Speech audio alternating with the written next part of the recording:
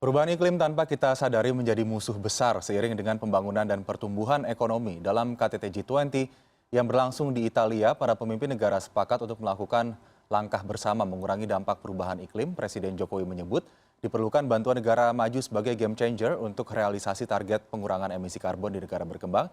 Indonesia sendiri saat ini telah menerapkan pajak karbon industri melalui Ditjen Pajak Kementerian Keuangan. Bagaimana pengaruh emisi karbon terhadap perekonomian secara real dan sudah cukupkah komitmen yang dibentuk dalam KTT G20 untuk menyelamatkan lingkungan? Kami bahas pagi ini dengan Fabi Tumiwa, Direktur Eksekutif dari IESR. Selamat pagi Pak Fabi, apa kabar?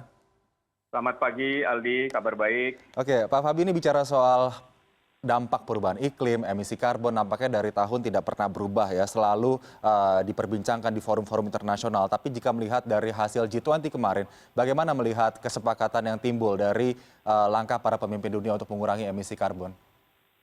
Ya, emisi karbon ini memang dianggap sebagai sebuah persoalan internasional ya. Karena apa? Karena dampaknya pada ekonomi sebenarnya. Kalau kita lihat dengan berbagai studi itu menunjukkan bahwa kenaikan emisi gas rumah kaca yang kemudian akan meningkatkan kenaikan temperatur global itu bisa menyebabkan meningkatnya bencana hidrometeorologi. Ya, lalu kemudian bisa menyebabkan terjadinya krisis pangan, krisis air, dan bencana-bencana lain yang sebenarnya. Dan ini kalau dihitung ya bisa mengakibatkan penurunan GDP global gitu ya.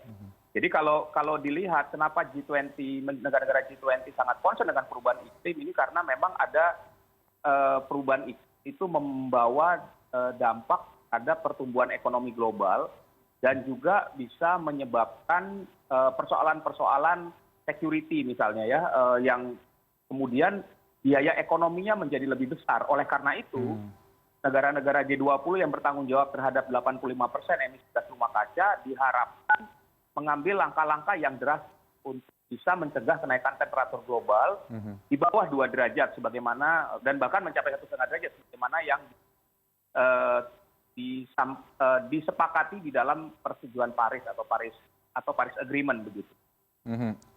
Pak Fabi, tadi dikatakan bahwa negara-negara G20 ini memiliki sumbangsi 80% terhadap emisi karbon dunia. Kalau kita melihat economic scale yang disebabkan dampak dari adanya perubahan iklim tiap tahun, ini bagaimana sih kita bisa menggambarkan hal tersebut? Ya, ada beberapa studi yang menyatakan bahwa kenaikan temperatur global di atas 1,5 derajat itu bisa menyebabkan terpangkasnya GDP global sampai dengan 4-6% ya. Wow. Kalau kenaikan di atas 2 derajat itu bisa lebih tinggi lagi. Nah, kalau kita lihat arah dengan komitmen yang ada pada saat ini dari negara-negara G20, sebenarnya kita masih belum on track ya dengan target kenaikan temperatur di bawah 2 derajat. Dan 2 derajat itu sebenarnya dampak terhadap ekosistem dan dampak terhadap ekonomi itu lebih besar. Ya, jadi yang harus dihindari sebenarnya, yang kita tidak tahu adalah kalau temperatur kemudian ini kan semuanya kalau kita bicara iklim itu bicaranya probabilistik ya. Kita tidak para ilmuwan belum bisa dengan pasti mengatakan kalau terjadinya perubahan iklim maka akan diikuti dengan bencana yang lebih besar. Nah, ini yang sudah bisa dilihat tetapi belum bisa dihitung secara pasti. Jadi tapi studi-studi yang saat ini sudah ada itu menyatakan memang akan terpangkasnya GDP global dan negara-negara yang terkena dampak dari perubahan iklim. Tadi yang saya sampaikan misalnya di beberapa negara yang termasuk di Indonesia ya, yang bencana hidrometeorologinya itu semakin meningkat dalam 1 dekade terakhir, itu bencana untuk mengatasi bencana itu diperlukan biaya yang sangat besar dan juga dampak atau kerugian ekonomi yang ditimbulkan dari bencana itu juga cukup besar dan ini berdampak pada ekonomi kita. Jadi kembali persoalannya adalah perubahan iklim itu ya bukan hanya persoalan lingkungan semata, tapi memang persoalan kemanusiaan ya dan juga persoalan ekonomi global gitu. Betul. Kemarin juga Presiden Jokowi menyebut dibutuhkan bantuan dari negara-negara maju sebagai game changer untuk kemudian bisa mengejar target penurunan emisi global terjaga di bawah 2% di tahun 2030. Bagaimana melihat keseimbangan antara effort yang dilakukan oleh negara emerging markets dan juga negara developing country untuk sama-sama menekan emisi karbon di dunia ini? Ya, jadi kalau kita kembali kepada UNFCCC ya, Persetujuan Perubahan Iklim yang kemudian salah satunya 2015 kita menyepakati yang namanya Paris Agreement yang telah diratifikasi Indonesia dengan Undang-Undang Nomor 16 2016 tentang Persetujuan Paris. Sebenarnya semua negara di dunia itu punya tanggung jawab bersama untuk menurunkan emisi gas rumah kaca. Ya, prinsipnya adalah common but differentiated responsibility. Jadi kita tuh punya tanggung jawab yang sama. Ya, nah tapi ada yang membedakan. Yang membedakan apa? Semuanya punya tanggung jawab yang sama, tetapi negara-negara berkembang seperti Indonesia yang kemudian masuk dalam kategori emerging economy itu sebenarnya untuk ambisi yang lebih besar, mereka diperlukan dukungan pendanaan, alih teknologi, ya, dan juga investasi. Jadi ini adalah satu paket. Jadi kalau kita bilang aksi mitigasi yang lebih ambisius, kemudian upaya adaptasi, itu harus didukung dengan komitmen negara-negara maju untuk menyediakan pendanaan yang cukup signifikan. Nah, di dalam Persetujuan Paris 2015 sudah disepakati bahwa negara-negara maju itu harus memobilisasi pendanaan sebesar $100 miliar ya sampai dengan 2020.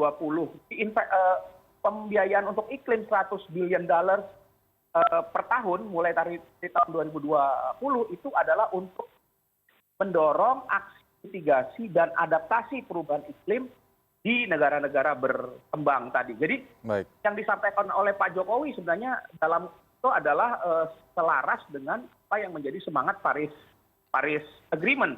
Ya, tetapi memang kita sendiri harus punya target yang lebih ambisius. Ya, karena kalau kita lihat target NDC Indonesia yang 29-41% ini sebenarnya masih belum kompatibel dengan target Paris ya, yang untuk mencegah kenaikan temperatur di bawah 2 derajat, bahkan sekarang berusaha untuk mencapai 1,5 derajat, karena ternyata yang 2 derajat itu dampak ekonomi dan sosialnya jauh lebih tinggi dibanding dengan yang 1,5 derajat.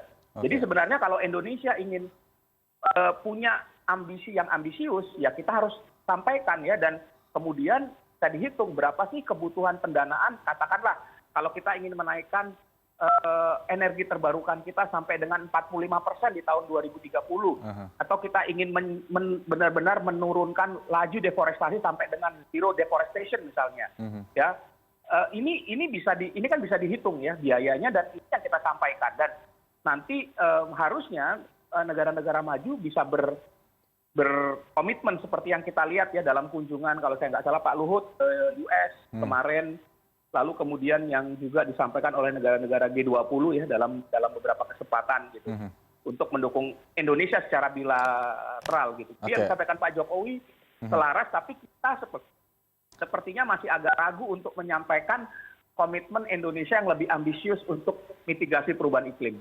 Baik, Pak Fabi, ini kita bicara ke hilir. Sudah ada pajak karbon yang akan diterapkan oleh pemerintah April 2022. Begitu, apakah pajak karbon ini sudah cukup merepresentasikan ambisius dari pemerintah Indonesia untuk bisa menekan emisi karbon, atau justru ini merupakan langkah yang sudah telat baru dilakukan sekarang? Anda melihatnya bagaimana?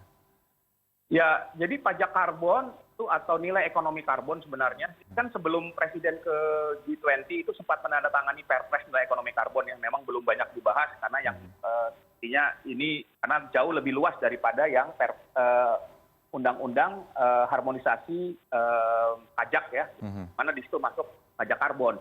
Nah, pajak karbon ini memang dilihat oleh banyak kalangan sebagai sebuah instrumen untuk mendorong aksi mitigasi yang ambisius dengan cara mengubah preferensi orang berinvestasi.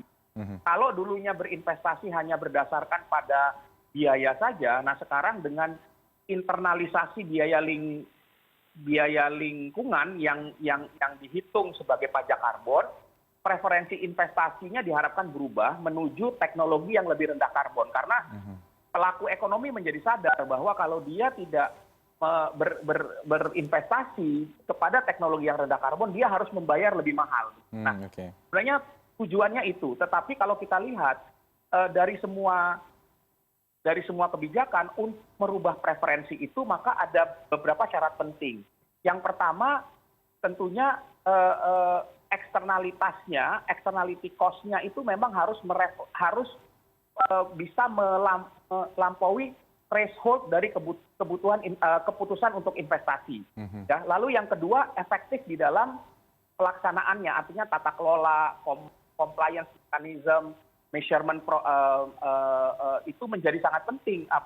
Penalti ya, menjadi sangat penting itu. Nah, ini yang kalau saya lihat, kalau saya evaluasi dari rencana untuk pajak karbon yang hanya Rp30 per kilogram, itu menurut saya tidak efektif karena ini jauh daripada apa yang misalnya direkomendasikan ya oleh High Level Commission on Global Commission on Carbon Pricing. Artinya Rp30 per kilogram ini misalnya ya, yang nilainya mereka menyarankan antara $40 sampai $60 per ton pada tahun 2020 dan kemudian naik menjadi 50 sampai dengan $80 pada tahun 2030.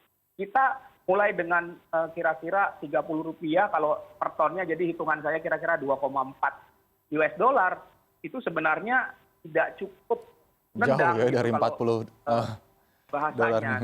Dan ini yang menjadi kekhawatiran saya, apakah efektif ya untuk mengubah perilaku dari pelaku ekonomi untuk memprioritaskan investasi ke teknologi rendah karbon gitu. Oke, artinya menurut Anda Rp30 per kilogram untuk pajak karbon yang diberikan ini tidak mampu untuk memaksa para pelaku ekonomi ataupun industri untuk kemudian mengalihkan industrinya ke investasi alat yang lebih ramah lingkungan, begitu Pak? Sebenarnya seberapa besar sih dampak dari pajak karbon ini bagi kemudian pengurangan emisi karbon di dalam negeri?